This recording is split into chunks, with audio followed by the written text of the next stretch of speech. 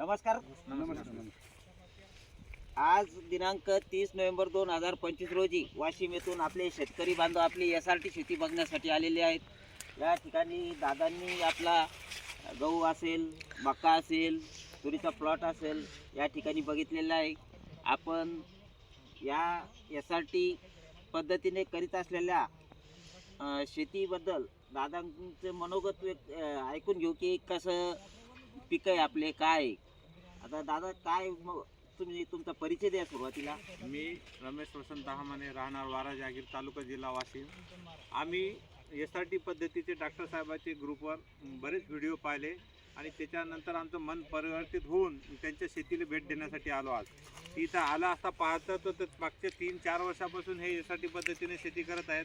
त्याच्यामधील मागील पिकाचे जे अवशेष आहेत ते तसेच आहेत, मक्याचे आहेत, कपाशीचे आहेत, सोयाबीनचे आहेत. सर्व मागील 3-4 वर्षापासूनचे अवशेष आहेत ते तसेच शेतात आहेत. त्याच्यामुळे जमिनीचं सेंद्रिय कार्बन वाढत आहे आणि पिकाची क्वालिटी पाहायला एकदम जबरदस्त आहे. 12 फुटावर तूर जे अंतर आहे तरी पण ते तूर एकमेकात एवढी दाट झालेली आहे की ते पाहताना माणसाला एकदम असं प्रसन्न वाटते. आणि ते पिकाचं ॲव्हरेज किती येईल हे आणखी काय सांगता येत नाही, म्हणजे एकरी किती येईल हे आपल्याला तर काय सांगता येत नाही, कारण एवढी पीक आपण आयुष्यात पहिल्यांदाच पाहिलेली आहे. त्याच्यामुळे डॉक्टर साहेबांची मेहनत आणि SRT पद्धतीचे खरोखर म्हणजे करावं तितकं कौतुक आहे. त्याच्यामुळं SRT पद्धत म्हणजे एकदम जबरदस्त आहे आणि आमचे सर्व शेतकरी या SRT पद्धतीनं शेती करण्यासाठी उत्सुक आहेत. त्याच्यामुळं आम्ही इथं आलो असता आमचं एकदम समाधान झालं. आम्ही एकदम मनानं एकदम अगदी प्रसन्न झालो. डॉक्टर साहेबांचे खूप खूप धन्यवाद. त्यांनी आम्हाला येऊन मोहरा इथे आले, इथून स्वतः घेऊन आले आणि पूर्ण शेतीचं फिरून मार्गदर्शन केलं.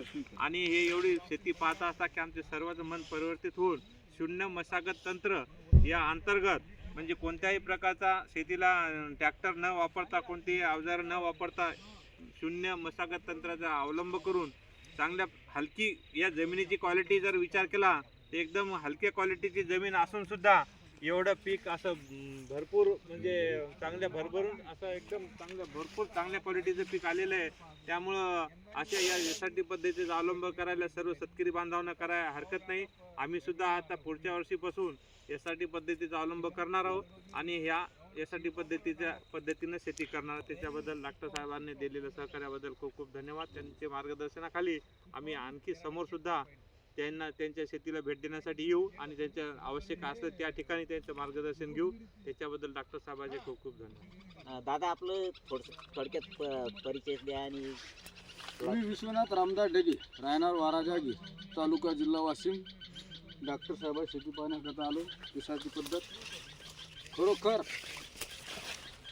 4 ते 5 वर्षापासून शून्य मशागत आहे. शून्य मशागत, नो ट्रॅक्टर, ना बैल, ना नागर, ना काहीच.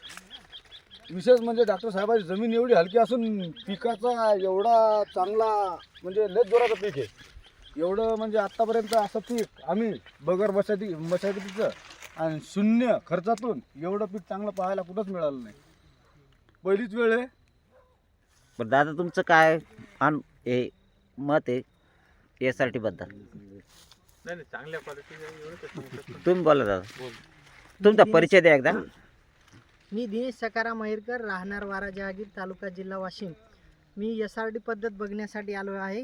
आम्ही भरपूर दिवसांपासून व्हॉट्सॲपद्वारे आमचे मामा त्यांनी आम्हाला SRT पद्धतची ओळख करून दिली. त्यांनी व्हिडिओ टाकले. आम्हाला याबद्दल काही माहिती नव्हती. मामांनी आम्हाला ओळख करून दिली आणि डॉक्टर साहेबांचे व्हिडिओ आम्ही बघत राहिलो आणि आज प्रत्यक्षात आम्ही ही शेती बघण्यासाठी आलो. तर खरंच उत्तम प्रकारची शेती आहे आणि सर्वांनी SRT पद्धत अवलंबून आणण्या यावी. बरं दादा, आपण जे व्हिडिओ बनवतो त्यात जे आपण हे दाखवतो पिकांची परिस्थिती हे ते वास्तविक जे आहे ते सत्य आहे. त्या प्रकार याच्यामध्ये कोणत्या प्रकारचे म्हणजे खोट नाही आणि अतिशक्ती म्हणून पुन्हा नाही. जे आहे तेच आहे, फसवण्याचा काही उद्देश नाही. कारण जे आहे ते समोरासमोर आहे आमच्या. आता इथं तुम्हाला प्रत्यक्षात या ठिकाणी आता आपलं तुरीचं पीक असेल, मक्याचं पीक असेल, आता या ठिकाणी पण बघू शकता तुम्ही अशा प्रकारे आपलं पीक आलेलं आहे चांगल्या प्रकारे. तुरीची लांब व्हेरायटी चांगली. लांबी व्हेरायटी नदीची 4 सोल्याची शेंग आहे, 5 सोल्याची चार, शेंग आहे, पाच, सहा दाणे 5 शेंग. सोल्याची शेंग आपले आहे. एकरी 10,000 रुपये ट्रॅक्टरले नागड्डी पेरणं हेच चालले तेच चालेल त्यात खरी शेती नेमकं आली आपली तर 10,000 चालले एकरी 10,000 चालले त्याच्यामुळे आपण मागे राहिलो म्हणजे ते खर्च आपल्याला आजच्या काळात खूप गरज आहे आहे का नाही? निंदाचा खर्च बरं, ट्रॅक्टरची या मशागत, आता आपल्याला खूप खर्च दादा होता. या तुरीच्या प्लॉट मधून एकरी किती ॲव्हरेज येऊ शकते एक अंदाज तुमच्या मते?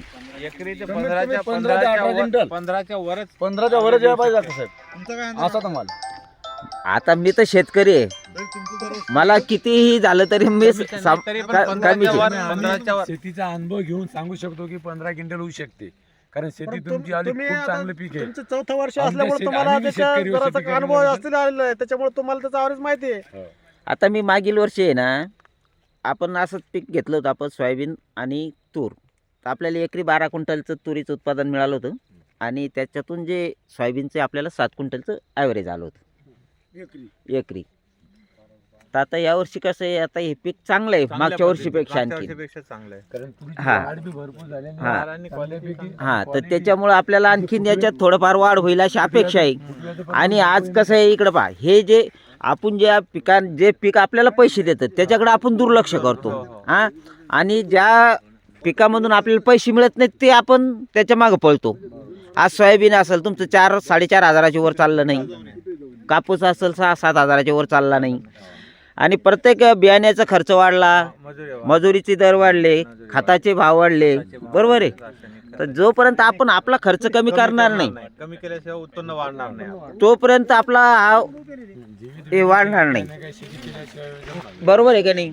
तर प्रत्येक शेतकऱ्याने आपला उत्पादन खर्च कमी केल्याशिवाय कमी करावा आणि आपली भूमाता सशक्त बनण्यासाठी प्रयत्न करायला पाहिजेत. आज या तुरीला 8,000 रुपयाचा भाव आहे का नाही? शासकीय भाव 8,000 रुपये.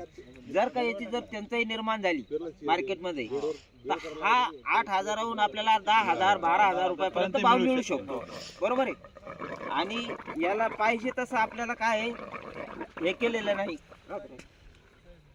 आपल्याला याला अधिकचा खर्च नाही आहे जास्तीचा. नाही शिल्लक जो आपण सोयाबीनला खर्च केलेला आहे तोच खर्च याला नाही. आता 1-2 फवारणी आपल्याला फुलाच्या अवस्थेत कळीच्या अवस्थेत ह्या 1-2 घ्यावं लागतात, बरोबर आहे का नाही? आणि असा जर आपल्याला जर 10-12 क्विंटल 15 क्विंटलपर्यंत जर मक्का आपलं तूर जर येत असेल आपल्याला एका एकरमधून, तर 1-1.25 लाख रुपयाचं आपलं उत्पादन निघायला लागलं ना कमी खर्चामध्ये. मग प्रत्येक शेतकऱ्याने हे लक्षात घ्यायला पाहिजे की कमी खर्चामध्ये आपलं उत्पादन कसं वाढेल, आहे का नाही? धन्यवाद दादा, तुम्ही इतक्या दूरून आलात आमच्या शेतीला भेट दिली त्याबद्दल मी तुमचा खूप खूप आभार. धन्यवाद.